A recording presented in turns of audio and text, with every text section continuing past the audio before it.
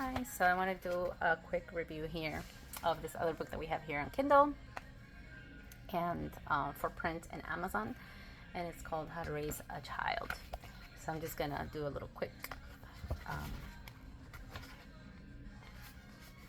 reading just to get you to want to either get one for a mom or a dad that's navigating parenthood.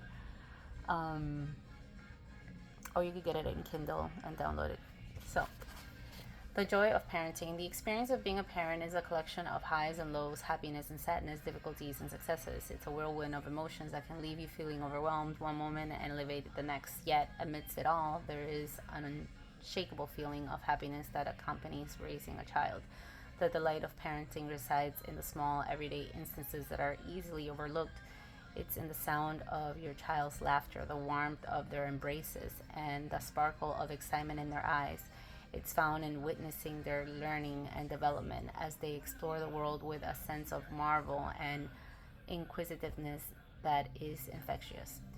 Granted, parenting can be tiring and demanding, requiring endless amounts of patience, understanding, and selflessness. However, it is also incredibly fulfilling. The joy of parenting stems from the knowledge that you are shaping a life, influencing a future, and creating memories that will endure a lifetime. So embrace the disorder, cherish the sweetness, and relish in the happiness that comes with being a parent. It's an unparalleled journey, complete with love, laughter, and boundless opportunities. Ultimately, the delight of parenting is truly incomparable. Nurturing a love for learning. So, you want to encourage your kids to learn?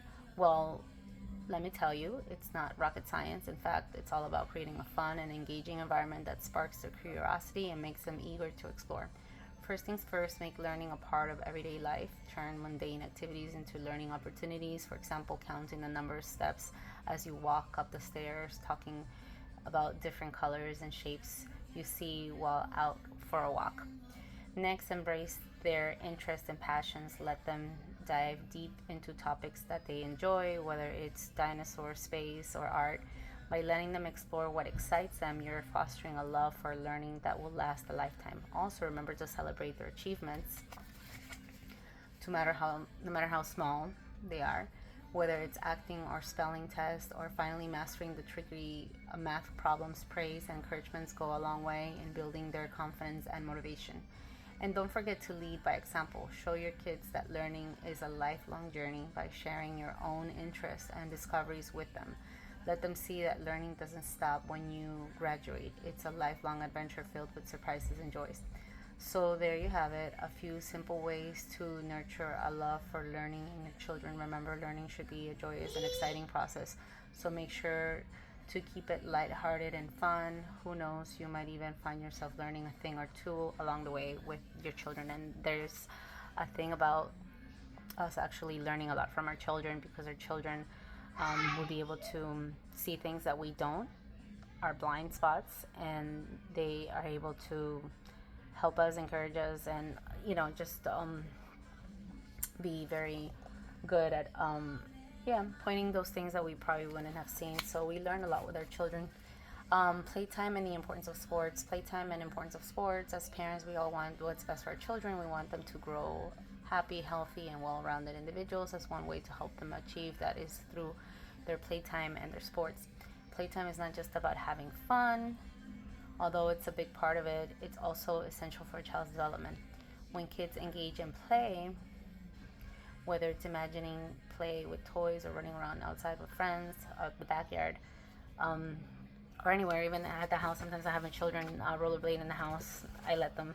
I bought a slide in the house, and they were doing slide down the house during the pandemic.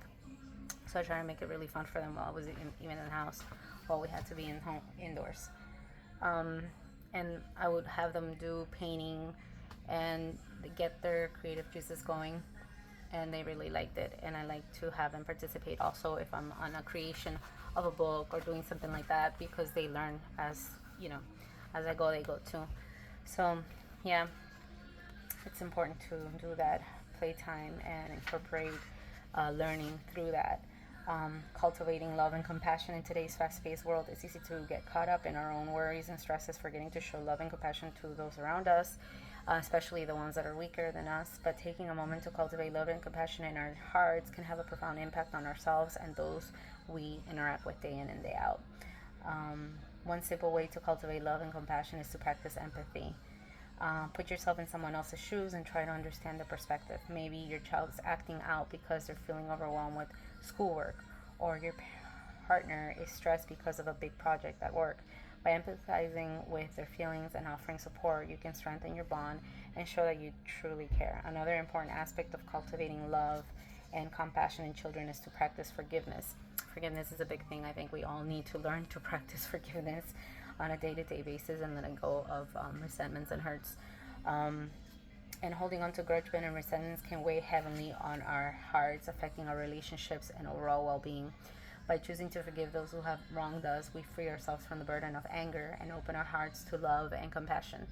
Small acts of kindness could also go a long way in cultivating love and compassion, whether it's a smile to a stranger, a helping hand to a friend in need, or a simple time taking the time to listen to someone who is going through a tough time in their season, in their chapter. These gestures can create a ripple effect of positivity and warmth in our lives. Ultimately, cultivating love and compassion is not just about how we treat other people, but also how we treat ourselves as well. Be kind to ourselves. If we need some time to rest, rest. If you need some time to just unwind, practice self-care, and listen to your own needs with love and compassion. When we nurture these qualities within ourselves, we radiate love and compassion to the world around us, creating a more harmonious and connected society. So always remembering, I think, the golden rule of do unto others as you want it to be done unto you.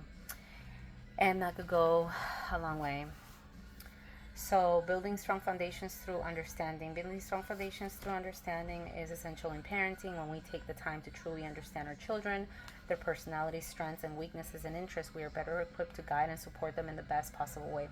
Understanding goes beyond simple knowing facts about our children. It involves acting, listening, empathizing with their struggles, and being present in their lives by showing genuine interest in who they are and what they care about. And we could build a strong bond of trust and connection that will serve as the foundation of a positive parent-child relationship. It's important to remember that each child is unique, and what works for one may not work for another one. By taking the time to understand their individual needs and preferences, we can tailor our approach to parenting in a way that resonates with them and helps them thrive. Each child is completely different. You could have twins, but they could be like black and white in the sense of character, like completely different. When we approach parenting with an attitude of understanding and acceptance, we create a safe and nurturing environment where our children feel valued and supported. This sets the stage for healthy development and fosters a strong sense of self-worth and confidence in our children. So let's strive to build strong foundations through understanding, paving the way for a harmonious and fulfilling relationship with our children. Yeah, it's so important to understand that it's not all cookie cutter. They're all different, and we cannot really compare one to the other. The only thing that I think I've ever compared them is just like, hey, they're going to the potty, you're not going to the potty, or they're helping with teamwork in the house. Of we all collaborate together and we all do things together, the dishes together, or unload things together, or feel the need if it's needed. So it's just cultivating that sense of unity and work ethics and stuff like that. Wisdom for everyday parenting. So, there's more stuff on that. Developing character and values is on this book as well. Home education, a solid foundation. All the education initially begins at home. So if we have strong character children and desire to go ahead in life and whatnot, it's usually the first education is the home education, and then they get the education elsewhere for several hours. Or sometimes they could just get it all 100% at home. Like I was saying, I've taught my children to also be creative and try to do little mini books so that they could be able to put their work eventually out there and know exactly how to do it, taking them by the hand step by step, as they're also helping me because we help one another. And nurturing healthy relationships talks about here. Helping your child, choosing friends wisely as well. Embracing parenthood, a journey of growth. and some other resources and recommendations. So yeah, it's a quick little read, but it's good for any new parent, so that they could kind of have a little roadmap on what to expect about parenting.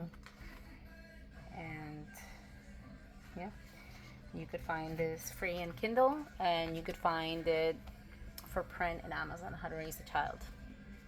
It's a really nice one. Hope you could see the image, and you could order it if you like. So yep, there's a quick review of the book. If you have any questions, let us know. We'll be putting other links that you could go into as references, and link to how you could get the book as well.